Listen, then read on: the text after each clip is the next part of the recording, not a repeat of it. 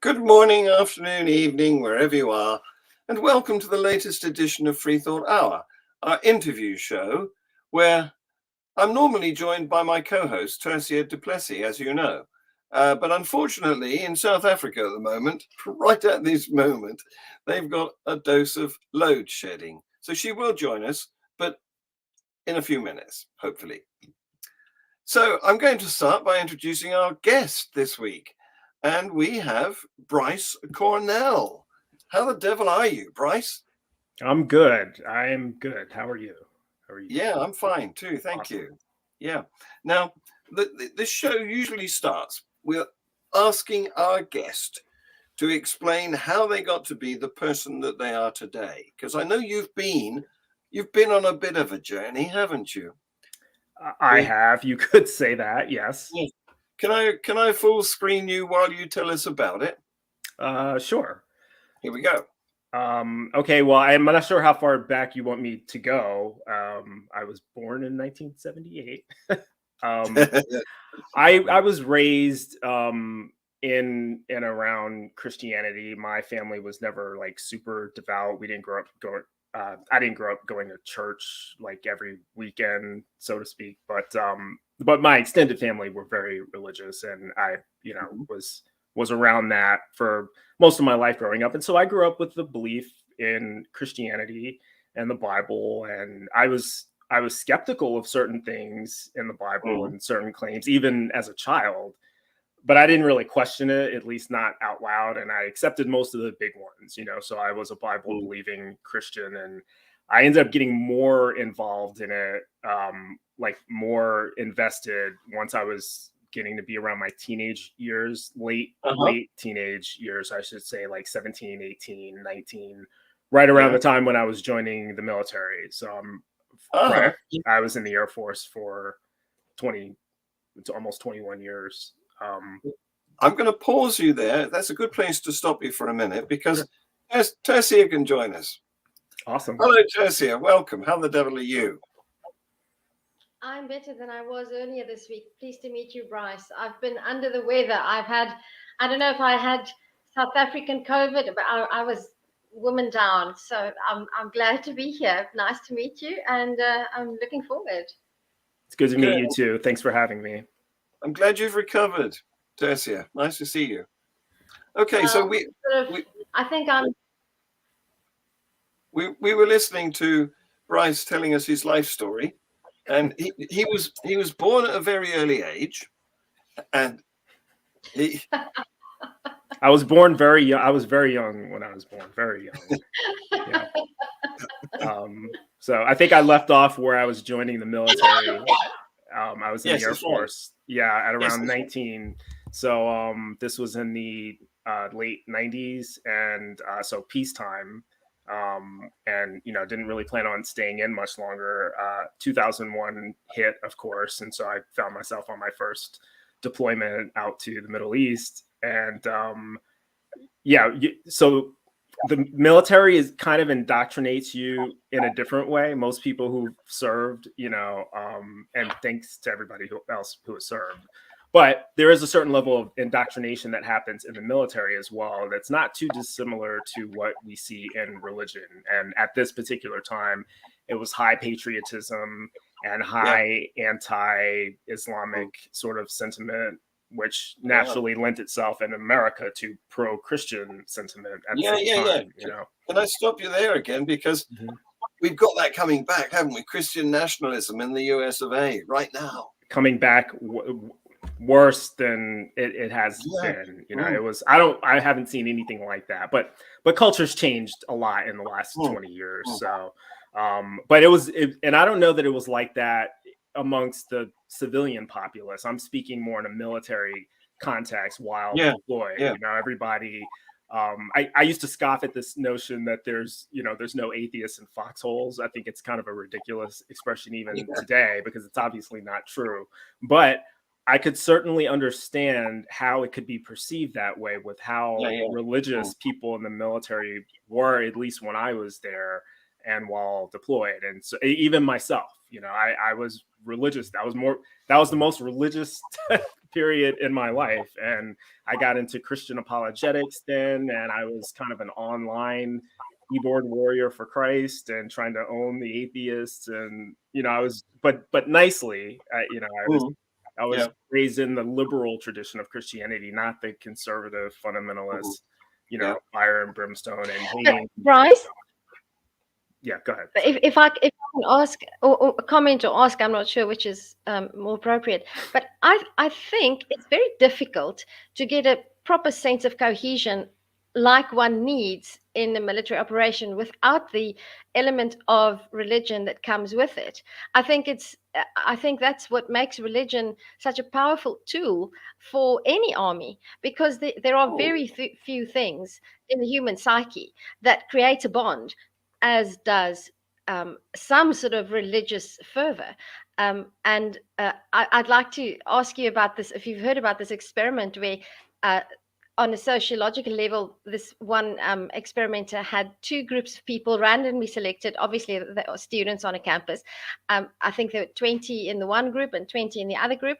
And the one group were told to march or just to walk around one of the big buildings on campus, just walk and then report. Then they were given questionnaires and ask about the group cohesion. The other group were just told to walk in lockstep. And the second group that had to walk in lockstep immediately felt a very strong bond, a very strong sense of identity, a very strong sense of us versus them. And I think religion is essential in creating that. I mean, I've never been in the military, but I remember I grew up in the 90s in South Africa when we had a very strong Christian nationalist education system. And many of my friends were actually conscripted into the army, although it was towards the end, the war in Namibia was basically over. But there was a very, very strong cohesion created by religion. And I think it was very similar in the United States in the time that you're talking of, and you experienced it firsthand. Well, yeah. I'm going to argue with you then, just there, Tercia, because I love that lockstep experiment, though. Thanks for bringing that to the show. But in Europe, we even have humanist chaplains in the army, well, in the military. How wonderful! In the forces, because in most countries of Europe, and there are some exceptions. Portugal is very Roman Catholic, for example, but a lot of countries in Europe are majority non-believers now. So it's not religion which gives the soldiers the fervor. It's more of a sort of national honor, perhaps, that they're fighting. In our case, it's mostly to defend rather than attack. And yeah, I was going to say, when you were mentioning that I'm not sure in the United States, I'm not sure what the ratio is as far as how much one is affecting the mindsets versus the other, because it's both. You have the military indoctrination, which is not, I'm using the word indoctrination. A lot of people think it has a negative connotation. I don't necessarily mean it in a negative way, but you're trying to train people to behave in a military way. Most of them are very young with impressionable minds. And so, you kind of remove their identity to some extent. You give them all the same haircut, you put them all in the same uniform, and you give them all the same beliefs and all the same mission, So it's not too dissimilar from religion. Religion happens to be a big part of the military in the United States as well. So it's a little bit of both, and I think between the two of them, you end up with the greatest fighting force on the face of the planet, So they say, but pumping stuff. Yeah. But whereas in Europe, the countries tend to fight over territory, as we see now. They're all neighboring, except for England. Well, except for the UK, which is nicely separated by sea. Yeah. But whereas America tends to go abroad to fight.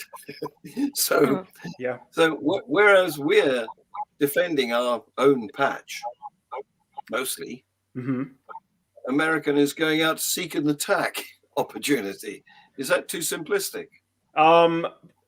Possibly. I mean, it's that is what it appears to be. But for the most part, the last time we had an attack on our own soil, if we are discounting 9/11 attack, which was a terrorist attack, not by a nation formally declaring war, was in the 1940s at Pearl Harbor, and that was at Hawaii. You know, generally speaking, the U.S. military positions itself around other places in the world.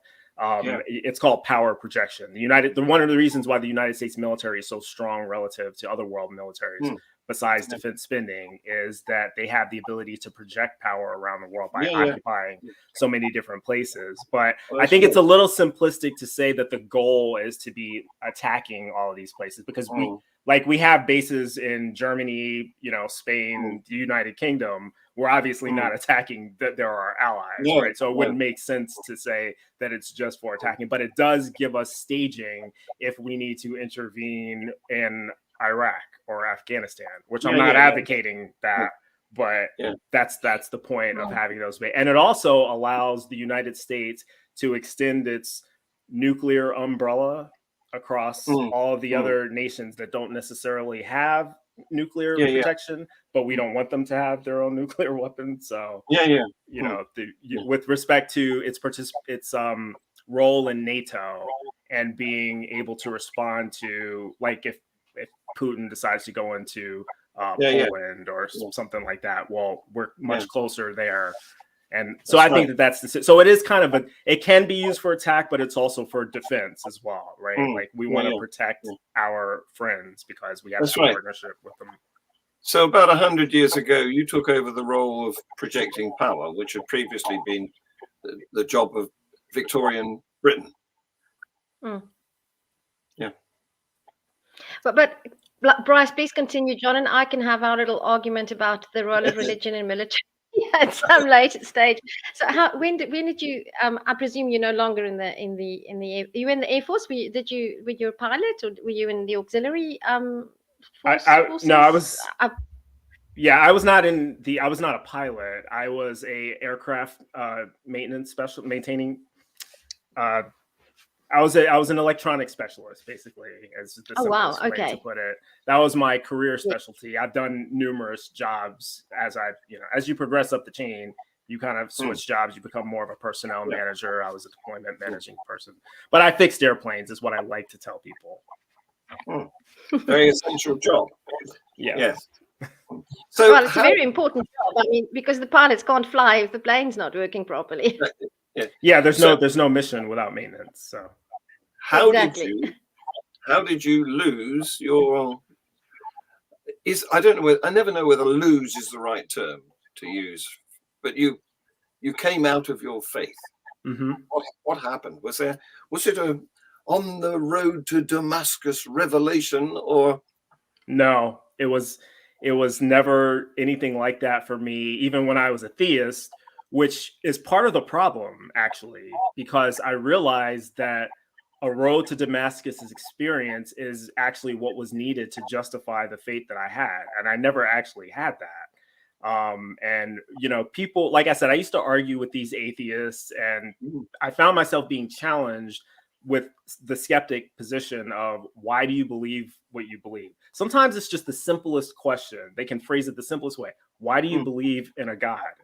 And I realized that I didn't really have a good answer for that, especially when we're going around the world and we're going into these different countries and people have all kinds of beliefs in different kinds of gods. Like, if I was born there, I would be a Muslim. If I was born in China, I would be a Buddhist, And so why really am I a Christian? Is it because because it's the religion that makes more sense? Have I even investigated any of the other religions, or did I just settle on this one? And I realized that was a problem, and it didn't cause me to deconvert right away.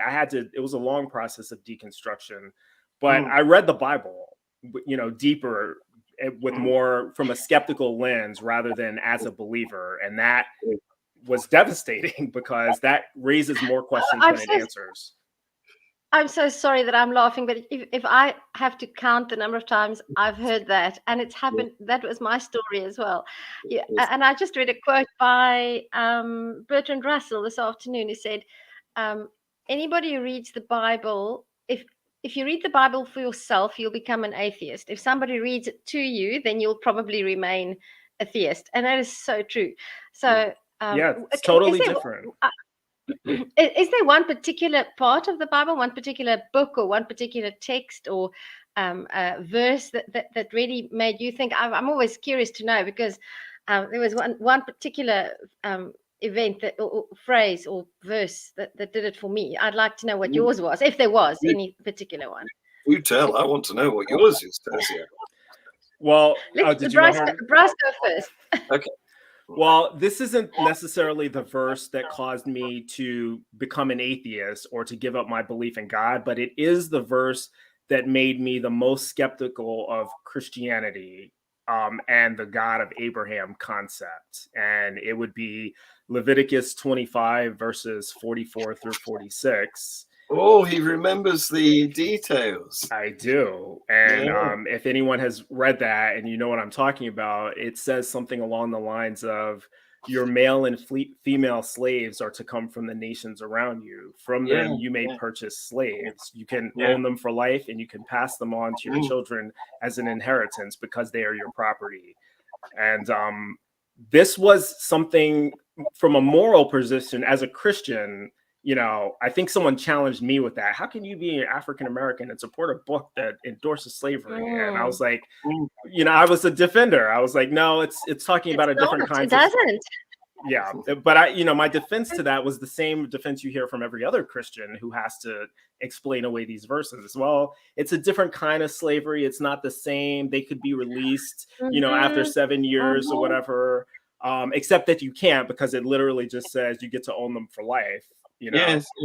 And it's not a different kind of slavery, because if you go to Exodus 20:21, it says you can beat them. Another one. Yeah, so, Exodus 21. Yeah. Yep. So I realized that I know slavery. I intuitively understand that slavery is an immoral evil, and that no God that I believe in could possibly sanction this, you know? So either there's something wrong with this, what is written, I'm not understanding it properly, or the belief is just wrong, you know? And so that made me dig in. That really kind of made me peel back the onion, because I had no logical, rational defense to that. And all it did was make me look in the Bible more and search to find an answer to try to justify that. And not only did I not find answers to justify that, I also found more problems, like the genocides, you know, and all of the other things. And by the way, I should say that, because I don't want any Christians to be watching this and thinking, oh, well, that's only the Old Testament. The New Testament doesn't fix any of this. No. In fact, the New Testament is even worse. It says slaves are to obey their masters as they would the Lord, to curry favor with the Lord. So Jesus never overturned that, and Jesus goes on to say, if you love me, follow my commandments. Yes. He never got rid of the commandments. So the New Testament supports the Old Testament in terms of slavery. So yeah, that was the beginning. Jesus endorses the Old Testament. He's very very emphatic about. My verse is a New Testament verse. I'm more green, I suppose.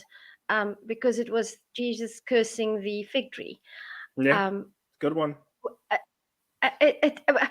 To me, what struck me about that verse was that it's just completely nonsensical. It's bonkers. It's just. So, Bryce, I want to ask you: were you familiar with terms like cognitive dissonance and many of the other, and confirmation bias when you started on your deconstruction journey? Because I personally wasn't. I didn't have any training in philosophy. I've been fortunate to be self-taught later on, but now when I look back and I recognize that what I was experiencing while I was deconstructing was cognitive dissonance, because you read this verse in the Bible and then you're trying to do these mental gymnastics to justify it to yourself. And I want to ask whether you ever felt that you got angry when you were in conversations with atheists, because something that when I had disagreements with people, even Christians who had a different belief to mine, cognitive dissonance made me feel very angry, and I would get very upset and very emotional in these arguments. And now I have arguments with Christians I don't get upset. I get I'm emphatic, and I can be a vehement and I can be argumentative, but I don't feel that sort of visceral anger. And but I can see Christians feeling that, They and I can do. identify Yeah, because that's the cognitive dissonance kicking Yes, you yes. in the gut. Yeah. Did you Well, have did you I have a- experience that? Yes. I have an explanation for that. I'll bring it to the show after Bryce has given us his response.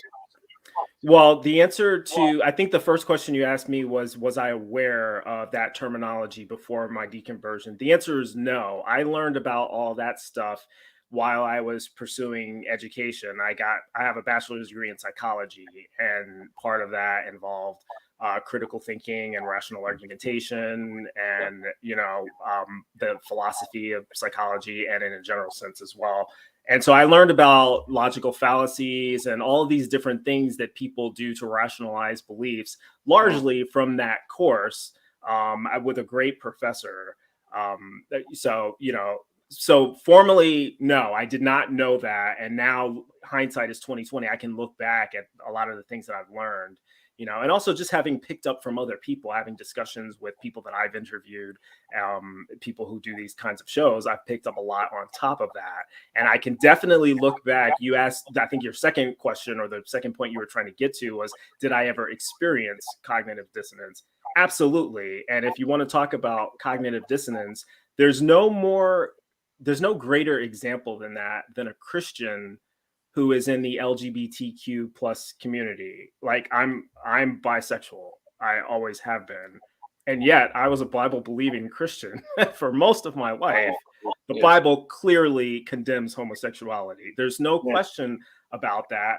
There are some people who try to argue that it doesn't, if you appeal back to the original languages and the historical context and and fine, that's all well and good, but how many Christians do that, right?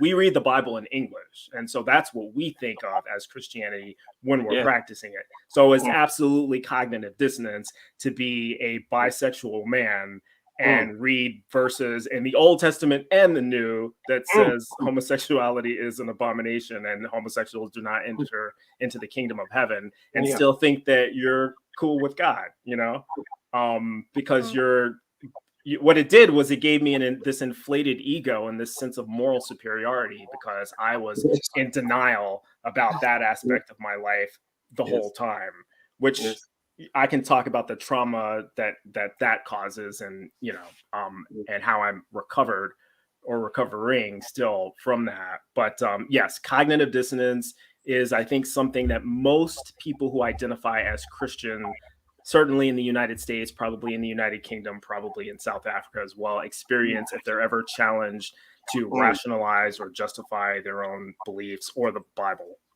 Quite a lot of heterosexual activity is sinful too, according to the Bible. Heterosexual activity doesn't get a free ride. Yeah, and I mean, a lot of it is interpretation dependent. That is the doctrine. The doctrine of the church is that any sex outside of marriage is sinful. That's not exactly what the Bible says, but that's how they've interpreted it, and that's how they codify it in the Christian doctrine. So, if they tell you this is what we believe, then you have to go by that. If you want to talk about what the Bible actually says, it names specific things that it calls sexual immorality, including homosexuality, but it leaves a lot of other things off the list, and so it would depend. Like, there's people in the Old Testament who had multiple wives. They had wives and concubines. None of this was ever really called out as being, men of God, even. Yes. So, and yet, on the other hand, they claim that marriage is for one man and one woman and nothing else. So I wanted to say, I wanted to say that I've got this theory about why you get emotive when you're arguing, trying to support your proposition. Because in my mind, there's two ways of supporting a proposition: argument and evidence. And if you've got evidence, that knocks argument out of the court. So you don't need to get emotional defending whatever proposition is, because you've done it. You've done the slam dunk. You've given the evidence. Nothing to argue about now. Whereas those poor people who are trying to defend claims which are indefensible, all they can do is argue, which means they've got to get het up about it. They've got to get emotional. That's all there is. Yeah, I mean, I think that's part of it. Oh, sorry. Go ahead. Sorry, Bryce. I want to also say that I think when you get emotional, I mean, I'm an emotive person. So even when I have evidence and I present an argument without being emotional, I must have some Italian blood in my ancestry, because I can get quite fierce. But I think it's because most of the time those people are trying so hard to convince themselves, because they're aware of the cognitive dissonance, and they're actually and I was there, that's why I know. So now when I'm in an argument with somebody, and I don't have to convince myself, I can very calmly state my argument, and I don't get upset, because it's fine. The evidence definitely comes into it. But just about this topic of sexuality, it's so funny. I watched this history hit podcast, Going Medieval, and it's so funny that in the one episode that I watched, they uncovered a book written for priests with a list of questions to ask the person who comes into confession. And the one question that the priest could ask, if the person sort of didn't volunteer anything, was, and this was of a woman, obviously. Well, I suppose it could be for a man as well. No, it had to be for a woman, because the question is, have you ever fastened a cucumber around your waist and used that to pleasure another woman? that was actually a question in the book for priests to ask the people who come in for confession. So it's just so interesting.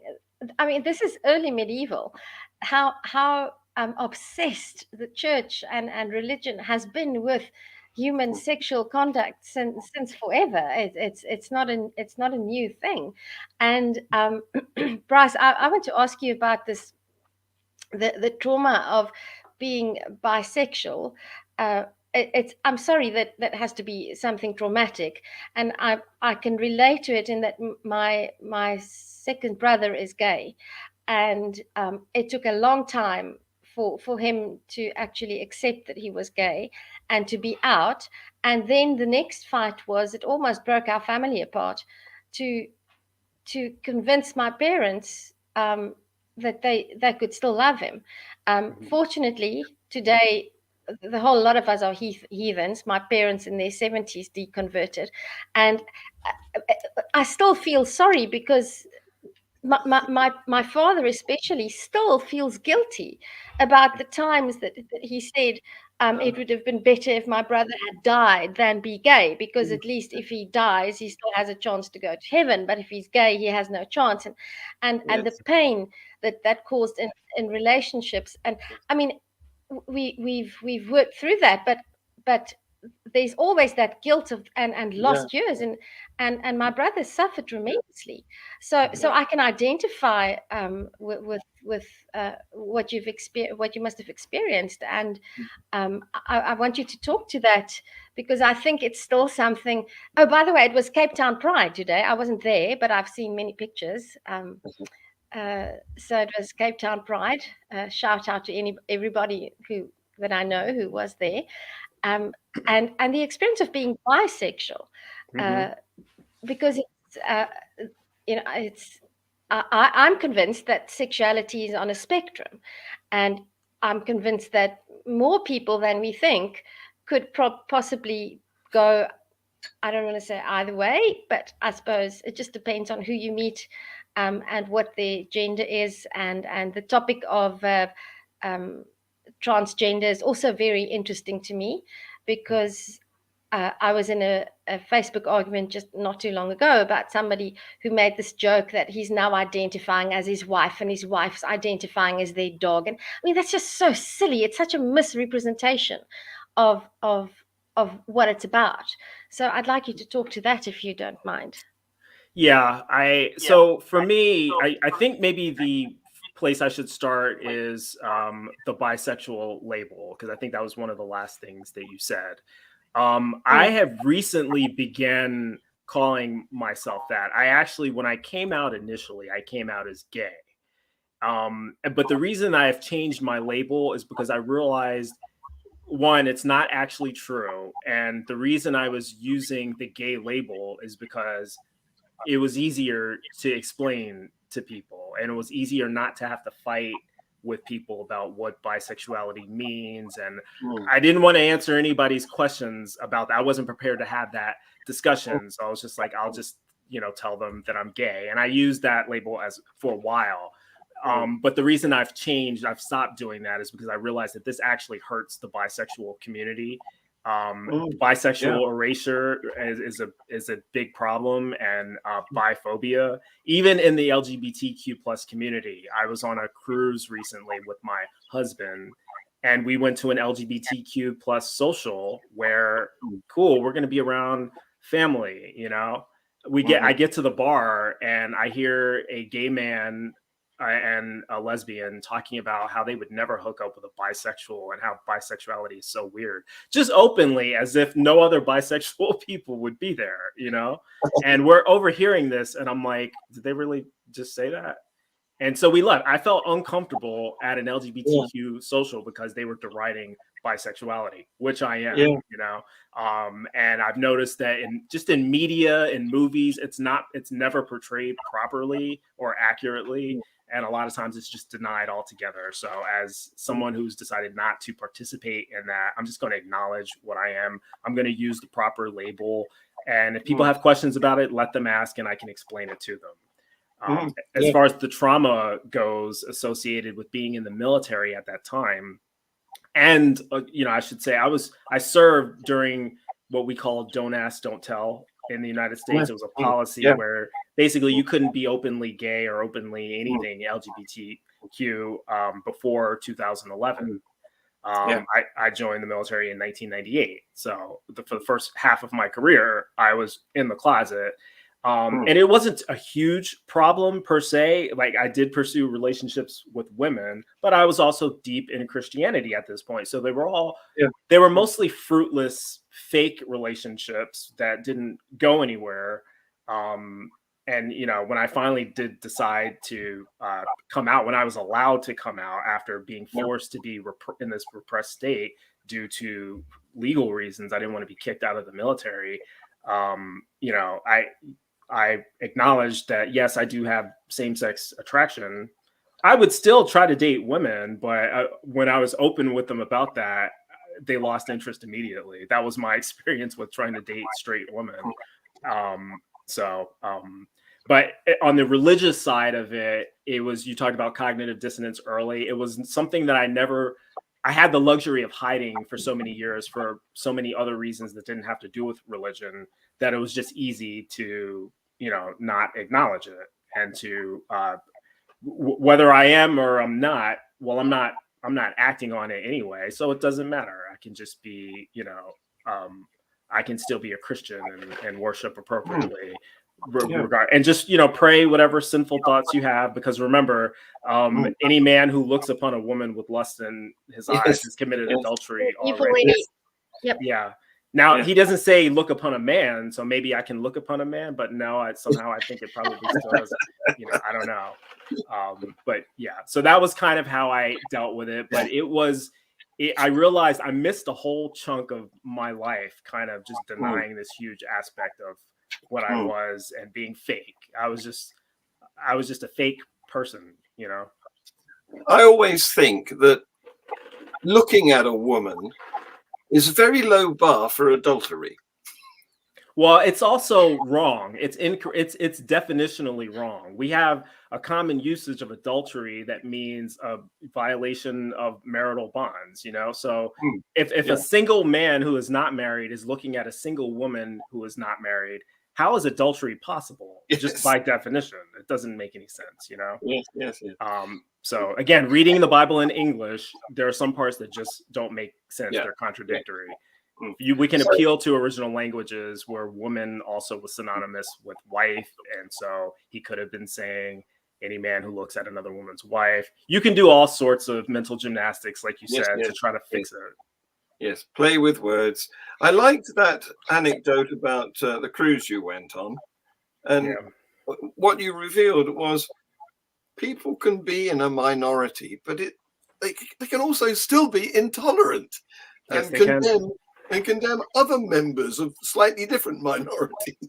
I exist in multiple minorities simultaneously. I am an African American person who's multiracial, but identifies as African American. I am an atheist, which is a very small minority of self-identified African Americans. I am bisexual, which is a minority within a minority within a minority. So, and the LGBTQ people, they can be racist. They can be homophobic in different ways. They can be transphobic. They can be biphobic. They can whatever version of the alphabet that they're not, they can attack that version as a lesser than, they can attack people of other races. Black people have unfortunately in the United States been very homophobic, some Black people are anti-Semitic, as we see now, vice versa. Did I mention I'm also part Jewish? I found out. So not yet. You that's haven't. interesting. On a lot of things. Yeah. Just then you did. Yeah. So I want to talk to you about the race issue, because that's something which still exists in some parts of America quite strongly, isn't it? It is. It is. So I don't know if you had a specific question in mind, or did you just want me to speak freely about race? Your experience. Has it been? You mentioned you were in the closet. Have you had to be in a closet from a racial point of view? Has it hampered you? Have you found it difficult to get? That's a bit more difficult, isn't it? Well, I was going to say it's a little hard in the United States to be in the closet about being Black, because it's one of the first things people see when they look at you. Yeah. I meant more. Have you found it harder to get work or get an accommodation because of your skin? Yeah, no. So I would say no. And this is one area where I do credit the military. The United States military has not always, but it has in most recent years been much more inclusive and tolerant of people of different skin colors and national origins, even religions. Discrimination and all of that is taken very seriously and punished harshly in the military officially. Yeah, recent is a term that is it fits into one's age, because I'm old enough to remember that until sometime after World War II, the American military was in race divided regiments. There were black regiments and white regiments. Yes, there were. Sometime in, I don't know, the 50s or whenever it was, they scrapped all that. Yeah, it was, I believe it was still in the, I think it was in the 40s. I know that the Air Force was established in 1947, and its policy from the beginning has been desegregation. The Army, I think, caught up after that. But yeah, 40s, 50s is when it started to go away. And I think it was an executive order. I don't remember the president. I want to say Eisenhower, but I'm not sure.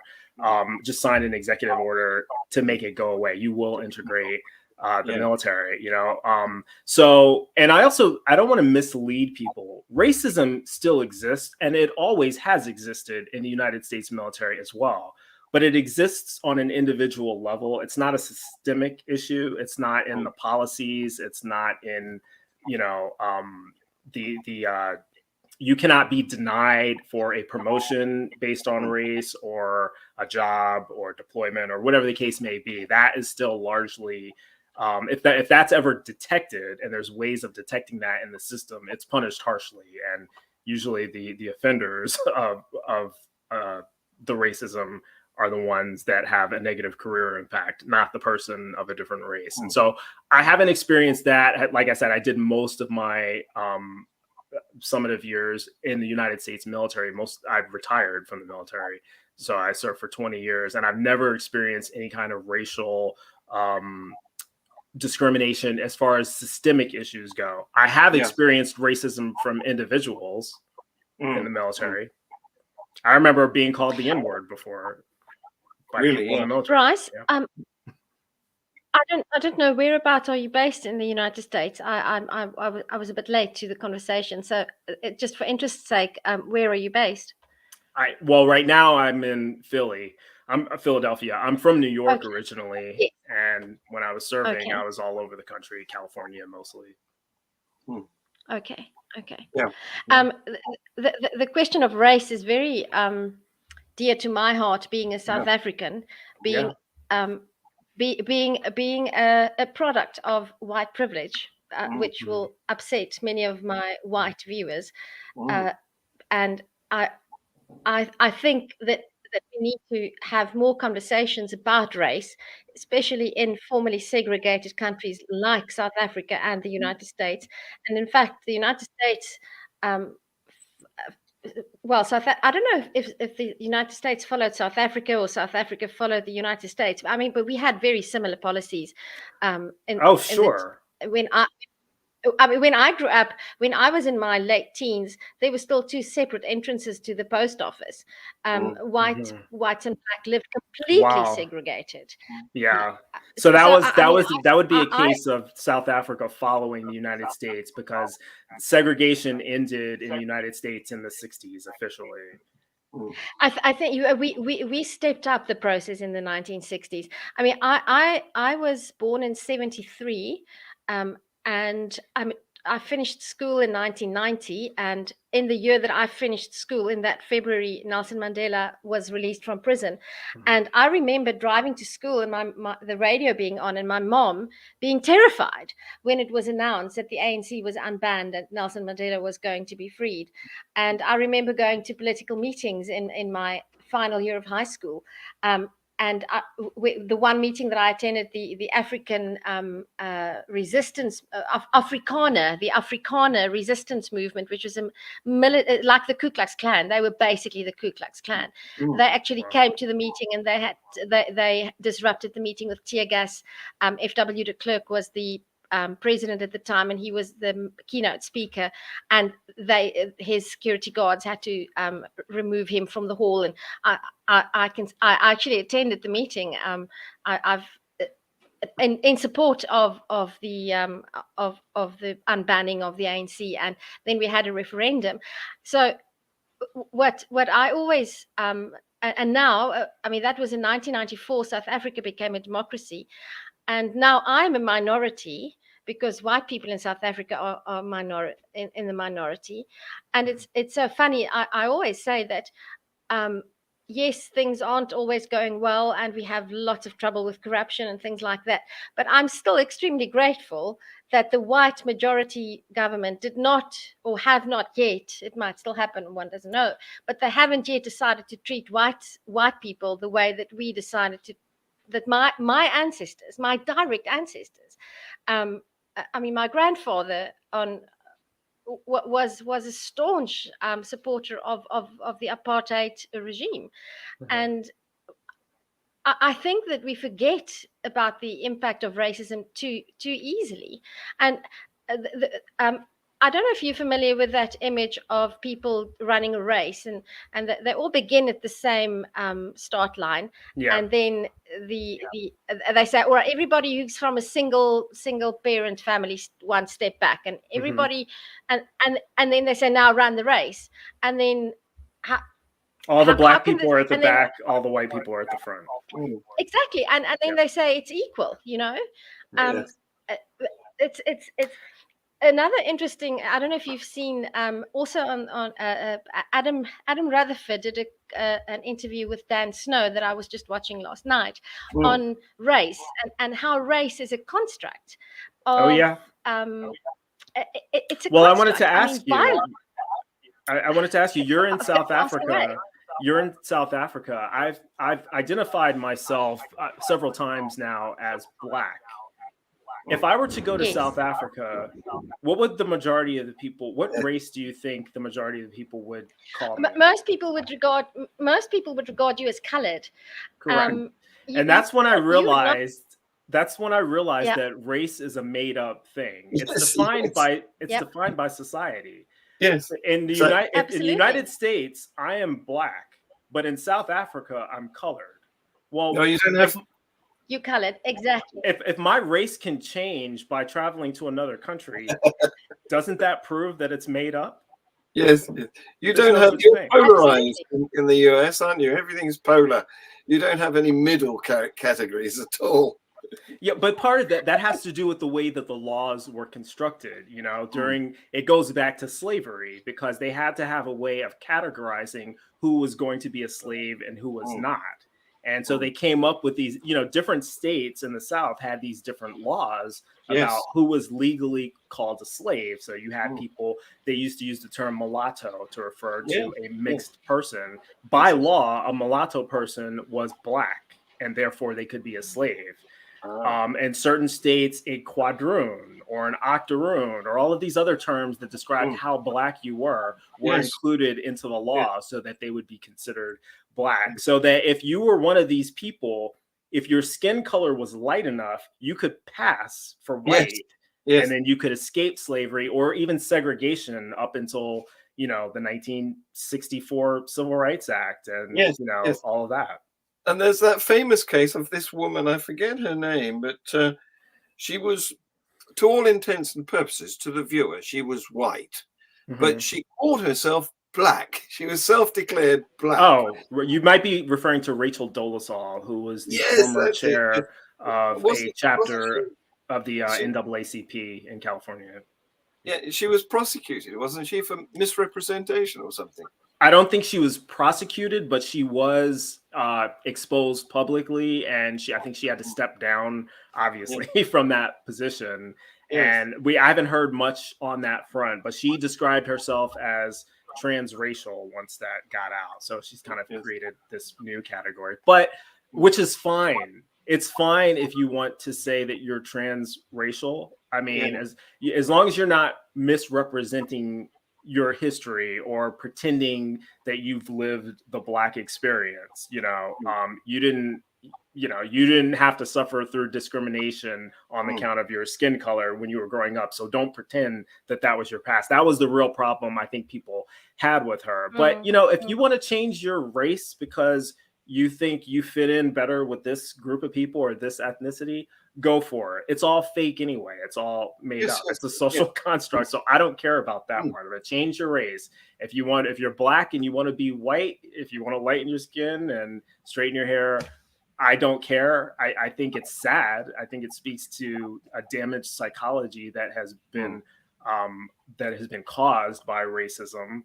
But people need to do them, because at the end of the day, we're all human beings and we all want to be accepted. Beware of products that claim to be able to whiten skin, because they damage the melanin. Exactly. Yes. And they are linked to cancer, skin cancer and stuff. But I want to tell an anecdote now about color, because I was in Ghana one time, and we were being entertained by a Canadian mine engineer, because it was a gold mining area. And he told how when he just arrived to start doing this job, he was white, by the way. He asked the people, the staff, the crew, to do something, and they said, "Well, Joseph is already doing that." And he said, "Which one's Joseph?" And they said, "The black one." And he was gobsmacked, because they all looked black to him. But when they pointed out Joseph, he was really black. And they referred to him as the black one. So there you go. It's all completely made up. Can I play you a 21-second video of this? Happened to come up last week in a show that Tercia and I were doing with another guest. And I blurted out my attitude towards race, or skin color at least. 21 seconds. Here we go. So I suspect that these black people who say to you, and I don't like using the terms white and black myself, because I don't think it matters. I think these superficialities are not how you should judge people. You should judge them by their actions. You don't judge a book by its cover, and it's the same for skin. that was me last week. That's my attitude. Yeah, I mean, I think that's fair. I think it's. Oh, sorry. Go ahead. No, finish your thought, please. Well, I was just going to say, I think it's fair to say that you don't want to. I would hope that you wouldn't want to judge people by their skin color. Nobody should, you know. I think it's as far as usage of the terminology. I think that these are they're labels that are commonly used in our society. We're aware of them, and they do impact us whether we want to acknowledge them or not. So I think that you have to have a certain luxury to be able to say that. And I don't mean to suggest that this is indicative of white privilege, but I know that for me, based on my experience, I don't have the luxury to walk around and say and not identify as Black, or say I don't see myself as Black, because it doesn't matter what I see myself as. People are going to categorize me as that. So I can either say, let's not use the word, but then, you know, what are we having a discussion about race? If we are, we define Black as a race in the United States. So we kind of have to use it in that context, you know? We probably shouldn't be using the terms when it's out of context, or when it's not relevant to the subject matter that we're talking about, you know? One thing that really annoys me, and some of my friends have even done this, is they'll decide to tell me a story about something interesting that happened today. I was out at the store at Walmart, and this Black guy came up to me and he showed me that this product was on sale. And I was like, I was picking the wrong product all this time. So I'm glad that happened. Cool.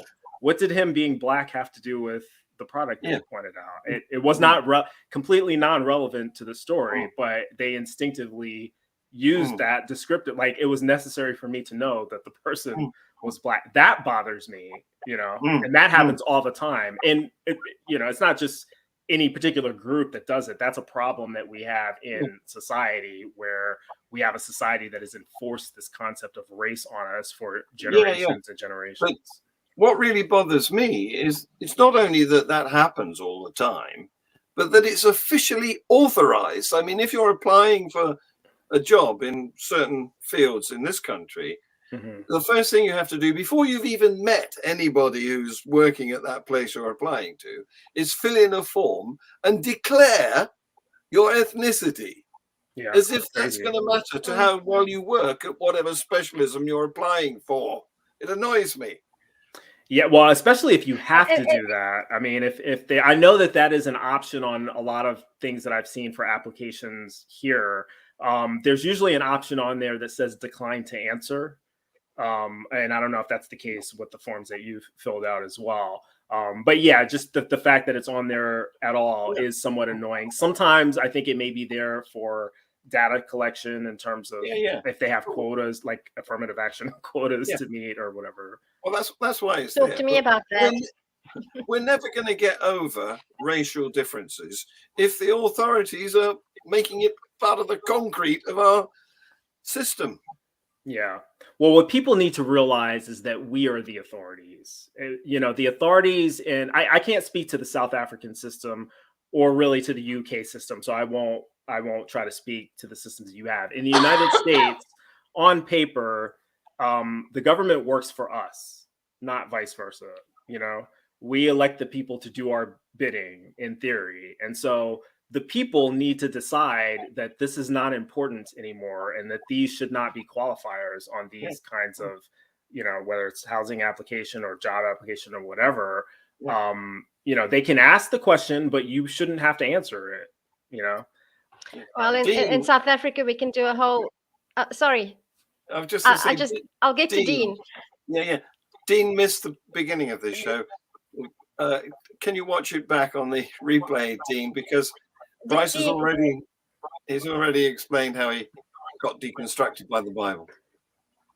It was basically the slavery thing. But as far as race and South Africa goes, we can do a 5-hour series about that probably.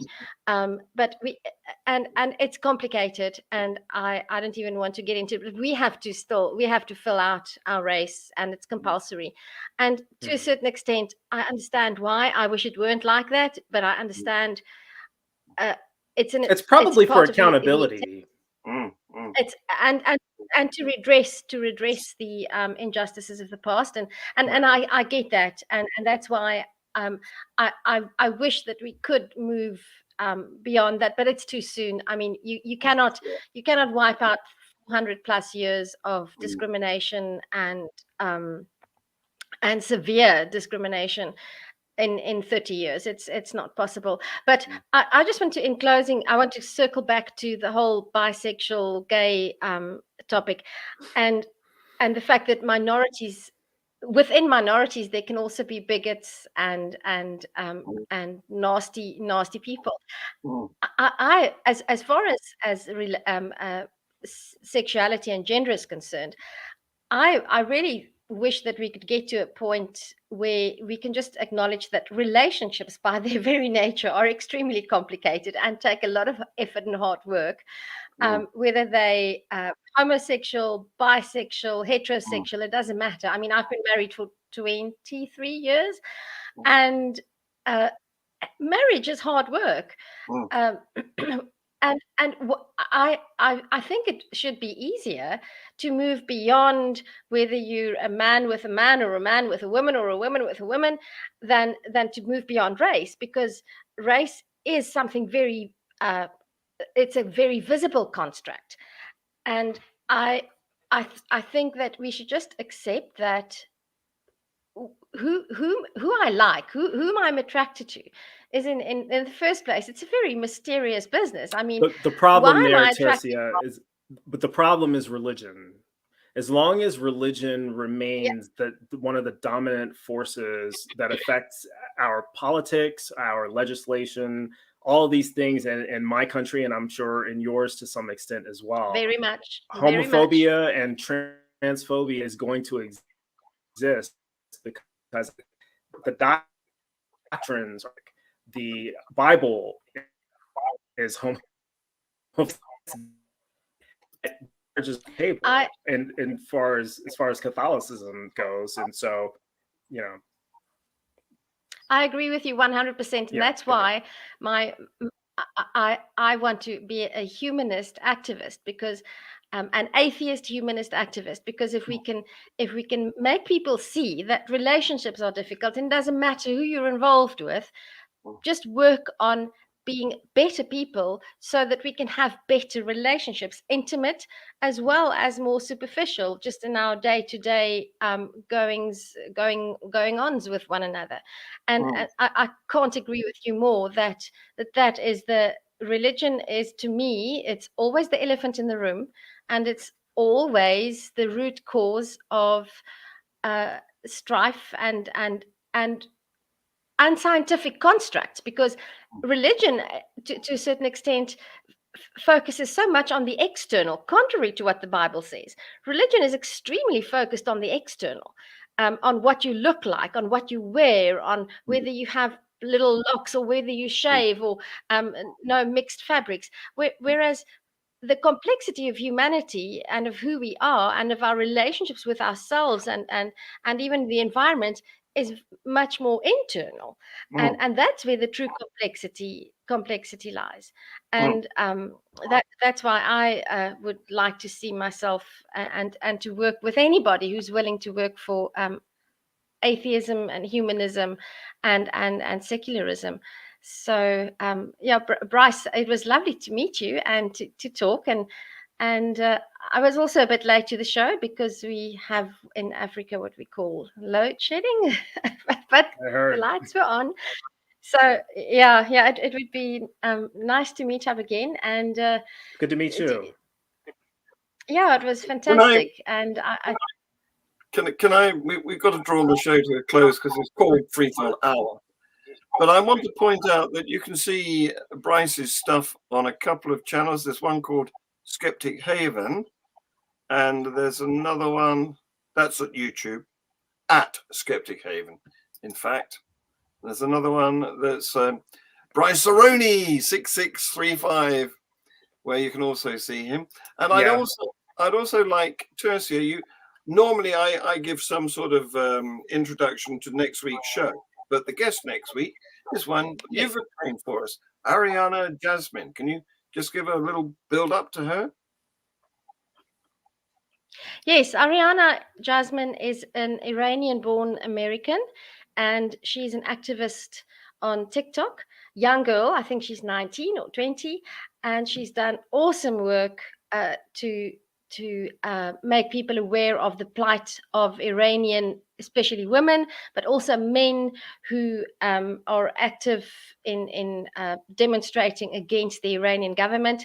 She has been on the David Smalley podcast twice, and really one example of a social media influencer who has actually been able to make such a mark that it's fair to say that her activity on TikTok has possibly saved the lives of people who have been jailed and have been put on the list to be executed for their activism against the morality police. And because of her work on TikTok, people have been not always freed from prison, but their names have been taken off the list for execution. A young girl. Um, she lived in Iran for a year. I think when she was about 16, she was herself arrested in that time by the morality police, and I really think that's going to be an interesting conversation. Yeah, come and watch us talk to that lovely lady next week. Bryce, thank you very much. You've been fantastic. Tercia, thank you for your help. Thank you, viewers, for watching us, and for future viewers too. Thank you, and say bye-bye. Goodbye.